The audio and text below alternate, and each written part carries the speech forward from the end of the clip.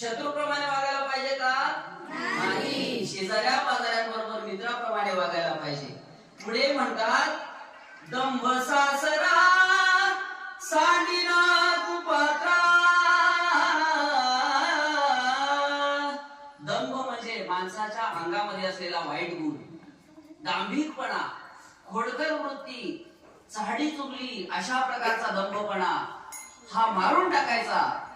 आणि तो अंबाबाई मारत असते. म्हणून अशा प्रकारे अंबाबाईकडे जोगवा मागायचा आहे. आईचा जोगवा जोगवा